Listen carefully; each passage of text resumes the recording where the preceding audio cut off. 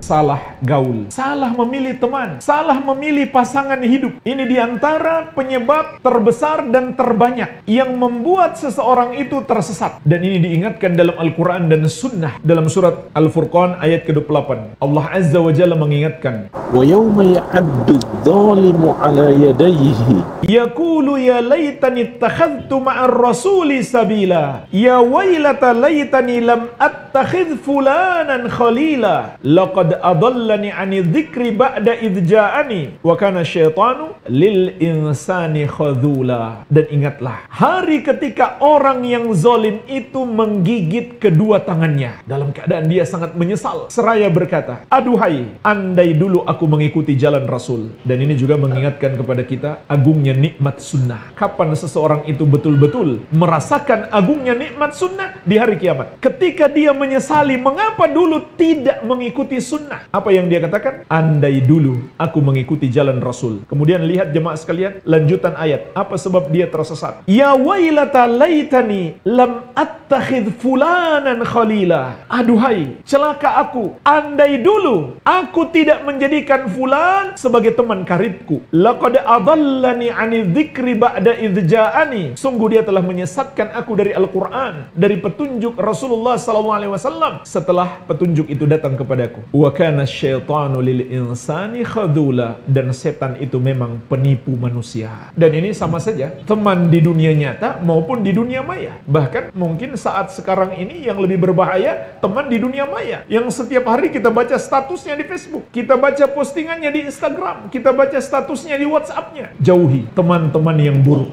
yang menjerumuskan kita pada kesesatan. Rasulullah SAW juga mengingatkan, al-mar'u ala dini khalilih falyanzur ahadukum man yukhalil. Seseorang itu tergantung agama sahabat karibnya. Maka hendaklah setiap kalian melihat, menyeleksi siapa yang hendak dia jadikan sahabat karibnya. Hadis sahih diriwayatkan Abu Daud dan Tirmidzi dari Abu Hurairah radhiyallahu taala anhu. Banyak jemaah sekalian orang yang tersesat karena salah memilih kawan. Dia mendengarkan apa yang dikatakan oleh kawannya, dia membaca status Facebook kawannya yang mengandung syubhat, yang mengandung bid'ah. Awalnya mungkin hati menolak, karena saking seringnya dia baca, kayaknya betul juga ya. Pada akhirnya dia pun terpengaruh. Itulah sebabnya para ulama dulu melarang keras kita bergaul dan mendengarkan ucapan orang-orang yang menyimpang. Imam Sufyan Ats-Tsauri rahimahullahu ta'ala mengatakan, man sami'a bi bid'atin fala yahkiha li julasaihi la yulqiha fi qulubihim. Barang siapa yang mendengarkan satu ucapan bid'ah, satu syubhat, jangan dia sampaikan kepada kawan-kawan duduknya agar dia tidak memasukkan bid'ah itu ke hati mereka. Kalau sudah masuk di hati jemaah sekalian, belum tentu bisa keluar.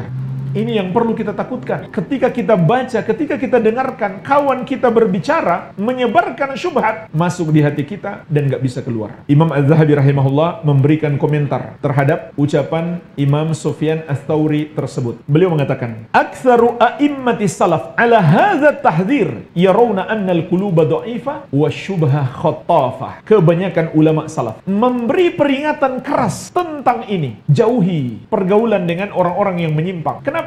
Karena mereka memandang hati itu lemah dan syubhat menyambar-nyambar. Imam Az-Zahabi rahimahullah juga bercerita tentang seorang ulama dari generasi tabi'in. Ulama loh, bukan sembarang orang. Gurunya adalah guru-guru terbaik para sahabat Nabi Muhammad SAW. Dia pun tersesat karena menikahi seorang wanita Khawarij. Kata Az-Zahabi, Imran ibn Hittan ibn Zibyan As-Sadusi Al-Basri min a'yanil ulama lakinnahu min ru'usil Khawarij. Imran bin Hittan bin Zibyan As-Sadusi Al-Basri termasuk pembesar para ulama, akan tetapi dia kemudian menjadi pembesar Khawarij. Begitu masuk Khawarij langsung jadi pembesarnya karena dia punya ilmu. Apa sebabnya? Imam Az-Zahabi rahimahullah menyebutkan penjelasan Imam Muhammad bin Sirin, juga ulama dari generasi tabi'in. Beliau mengatakan, tazawwaja Imran kharijiyah Waqal sa'arudduha.